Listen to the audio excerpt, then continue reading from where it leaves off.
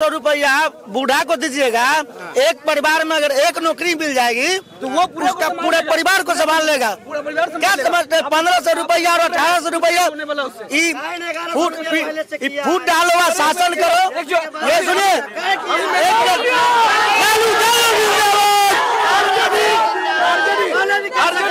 देखिए एक सेकंड, मेरी बात सुनिए। एक एक करके पक्ष रखिए, फिर मामला आप सुनिए जो मैं सुनिए। चुनावी यात्रा में हमारी जो यात्रा है सरायरंजन आप पहुंची है, और सरायरंजन में जो ये बुद्धिजीवियों का आप जमावड़ा देख रहे हैं, इनसे हम चुनावी समीक्षा करेंगे, पूछेंगे इस बार किसे देखना चाहते हैं सरकार में, राज्य में भी, अपने क्षेत्र में भी। एक एक करके हम उनसे परिचय जानते हैं और जानते हैं इस बार महागठबंधन की सरकार, एनडीए की सरकार या कोई और। सबसे पहले अपना परिचय दीजिए, क्या नाम है? राकेश कुमार राय। क्या इस बार क्या लग रहा है, क्या माहौल है आपके क्षेत्र का? बहुत अच्छा माहौल है। इस बार भी एनडीए सरकार बनने जा रही है। एनडीए सरकार की समीक्षा आप कैसे कर रहे हैं? क्यों चाहते हैं कि एनडीए की सरकार ही आए? एनडीए की सरकार इसलिए चाह रहे हैं जो विकास जो है काफी रफ्तार से चल रही है। ठीक है, पिछले 15 साल की अपेक्षा से आज 20 साल जो चल रहा है ये काफी तेज है। इसलिए हम लोग चाहते हैं जो फिर से नीतीश कुमार रहे मुख्यमंत्री और आगे विकास होते रहे। नीतीश कुमार जी के मानसिक स्वास्थ्य की बात हो रही है। एक दो बयान उन्होंने विधानसभा में दे दिया जिसकी काफी आलोचना की गई। तो मैं आपसे इसलिए ये सवाल पूछ रहा हूँ क्योंकि आप समर्थक हैं, चाहते हैं कि एनडीए की ही सरकार बने। आप उनके मानसिक स्वास्थ्य को किस हवाले से देखते हैं? क्या लग रहा है, ठीक है अभी?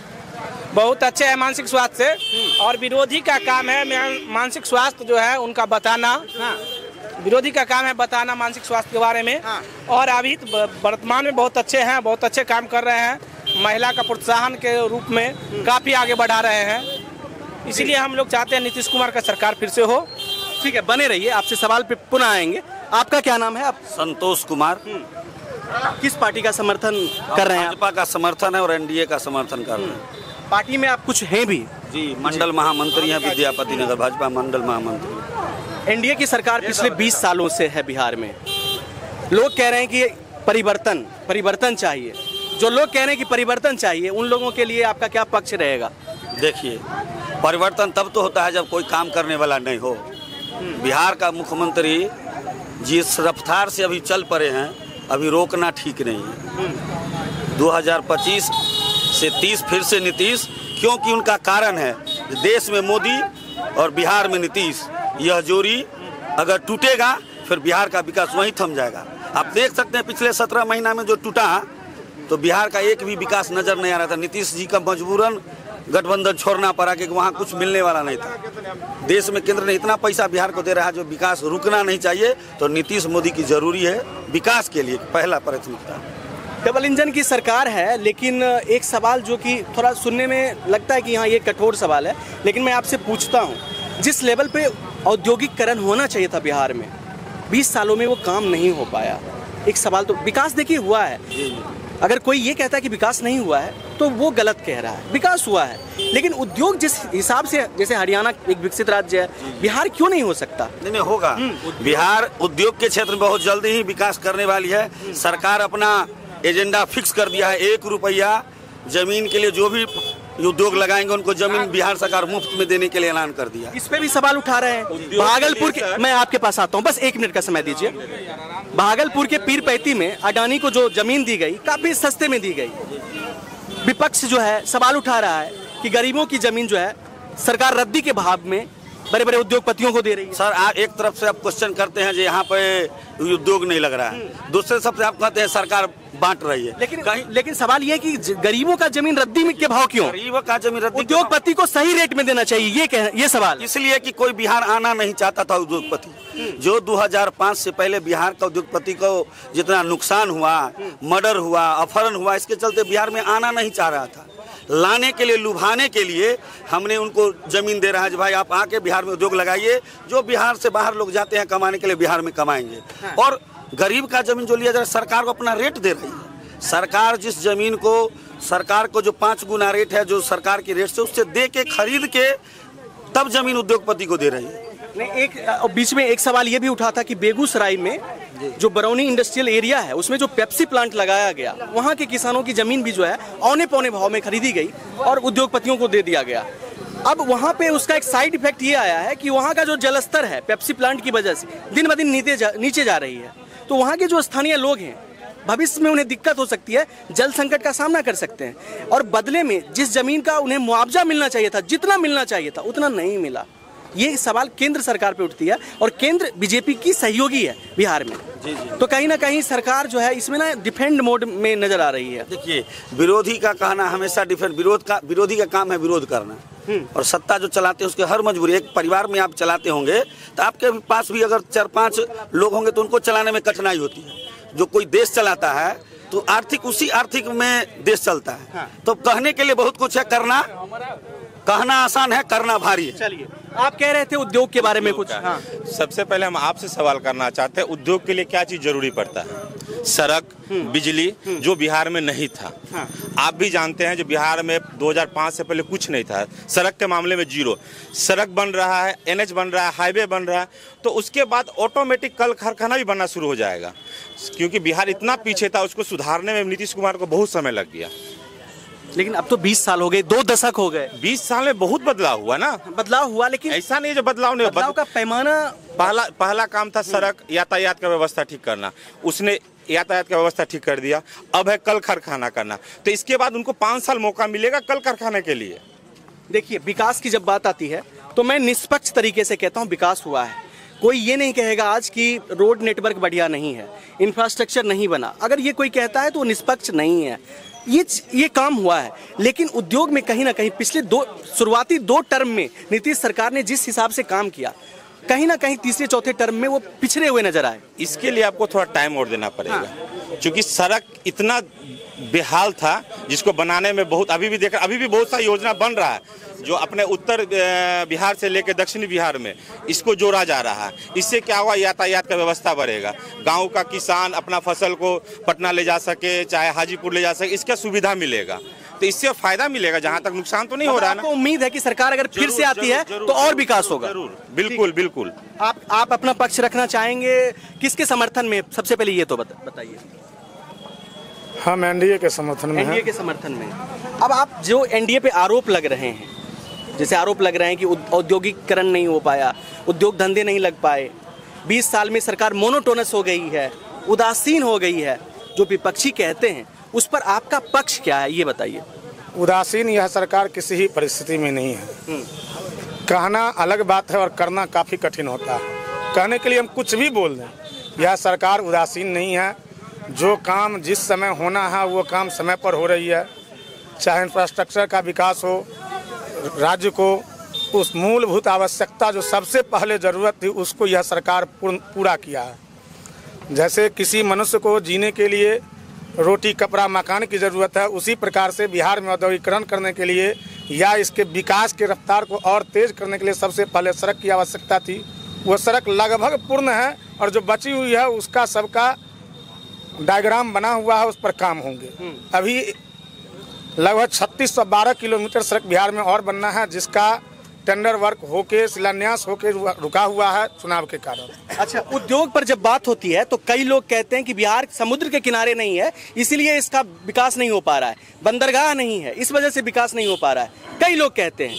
हालांकि ये बेतुका बातें हैं। दुनिया में बहुत सारे ऐसे लैंड लॉक्ड कंट्री हैं जिसके आसपास ना कोई नदी है ना समुद्र, फिर भी दुनिया के विकसित देशों में से हैं। आप क्या मानते हैं, ये समुद्र वाला जो मुद्दा निकालती है कभी कभी सरकार, यह मुद्दा विहीन बात है। यह समुद्र के किनारे होना ही, जबकि भारत के भूभाग में 3 पार्ट में जल स्तर ही है, तो सब जगह नदी ही तो नहीं होंगे।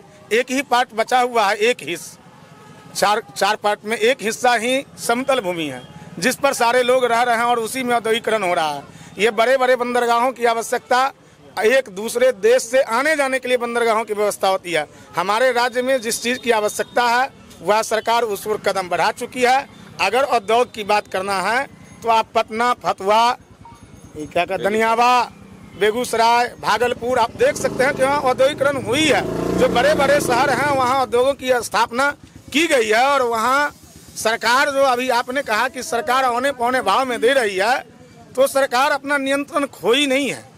वो भूमि उसको देके उसको अपने नियंत्रणाधीन रखा है कि सरकार के द्वारा बिहार के नागरिकों को उसमें लगाया जाएगा और वो काम करेंगे, उसको काम देना है बिहार के नागरिकों को। ठीक है, एक सवाल जो बहुत महत्वपूर्ण है, बीजेपी पे एक आरोप लगता है कि ये सिर्फ सवर्णों की पार्टी है। राजद कहती है कि हम A to Z की पार्टी हैं। हम उनसे भी सवाल करते हैं, अभी हमें राजद के कुछ समर्थक अभी भी हैं यहाँ पे, उनसे भी हमने सवाल किया, जो सवाल उनसे करने चाहिए थे हमने उनसे पूछा। आप लोग चूंकि एनडीए समर्थक हैं, इसलिए आप लोगों से एक सवाल बनता है, क्या बीजेपी सच में सवर्णों की ही पार्टी है? यहाँ कोई ऐसी कोई बात नहीं है, सवर्णों की पार्टी नहीं। सब दल में सीट विधानसभा लोकसभा के अनुसार वहाँ उस कॉन्स्टिट्यूंसी की आबादी के अनुसार सब दल में सब जाति धर्म के लोगों को टिकट दिया जाता है, वो चुनाव लड़ते हैं। अगर सवर्णों की पार्टी होती तो बीजेपी किसी को बैकवर्ड क्लास के लोगों को टिकट नहीं देती, तो हम समझते कि वो सवर्णों की पार्टी है।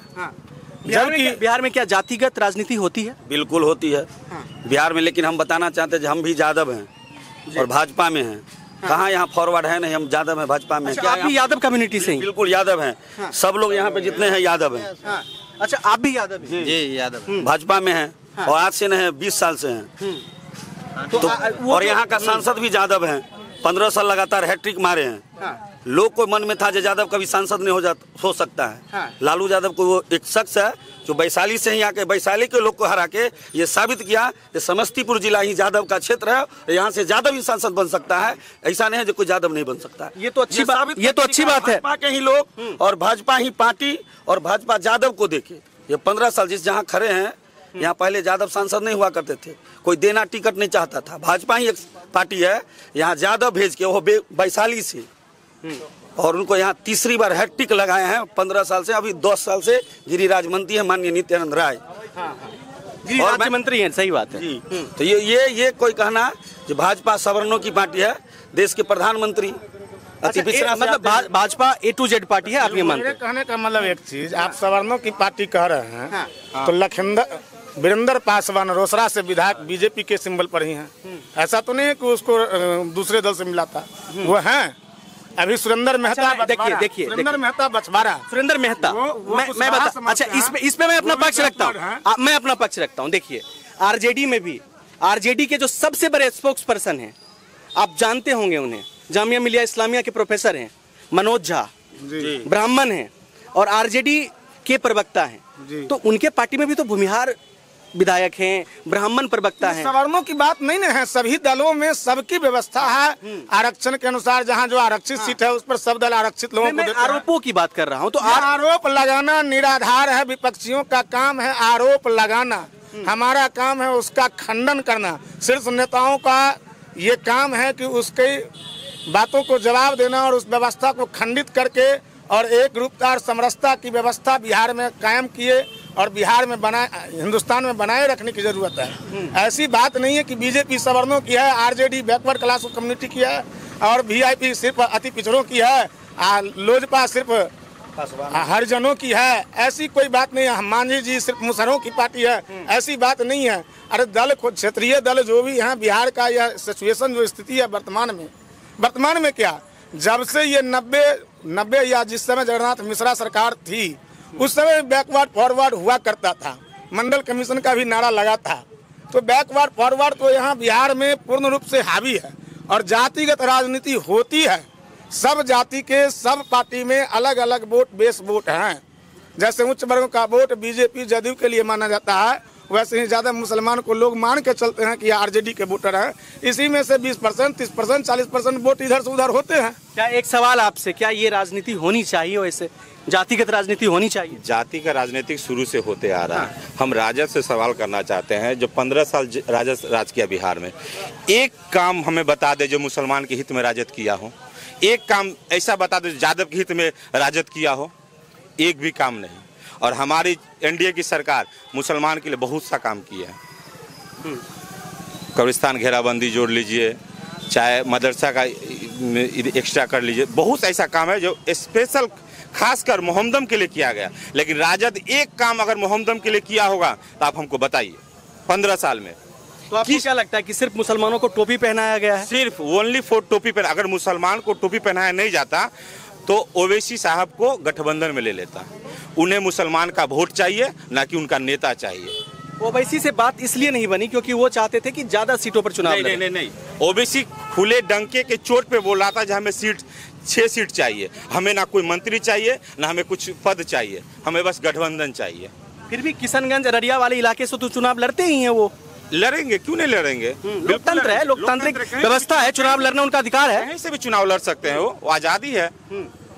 तो आपको ये लगता है कि ये जातिगत राजनीति जो है ये एग्जिस्ट करती है, लेकिन सभी पार्टियां करती है? जातिगत राजनीतिक तो नहीं होना चाहिए, ये हम भी करते हैं, लेकिन इस शुरू से ही परंपरा कर दिया है इसको।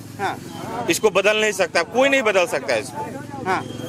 अच्छा, क्या ये आपका जो विधानसभा क्षेत्र है सरायरंजन, इसमें भी जाति का जो एक जातिगत समीकरण जो है वो हावी है? सारा ध्वस्त हो जाएगा। आप 14 नवंबर को देखिएगा, जो यहाँ 20 साल 15 साल से हैं, 20वां साल है, फिर से विजय बाबू भारी बहुमत से जीत के, और यहाँ कोई जाति समीकरण नहीं चला। मुसलमान, हिंदू, जादव, सवर्ण, पिछड़ा, अति पिछड़ा, हरिजन सब लोग मिल के वोट देंगे।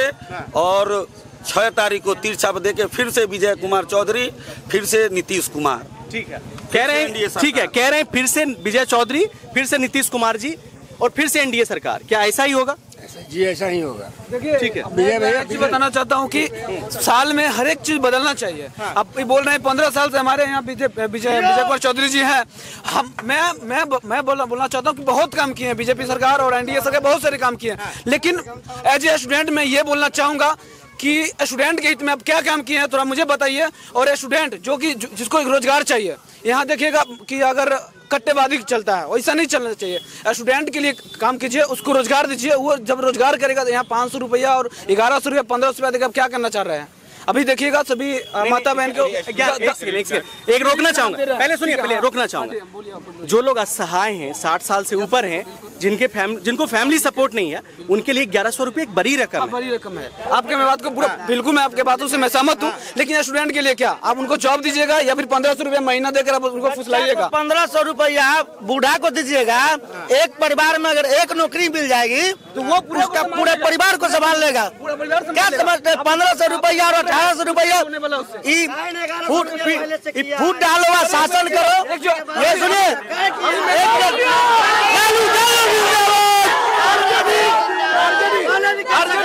देखिए, एक सेकंड, मेरी बात सुनिए, सुनिए, एक करके पक्ष रखिए, फिर मामला आप सुनिए, जो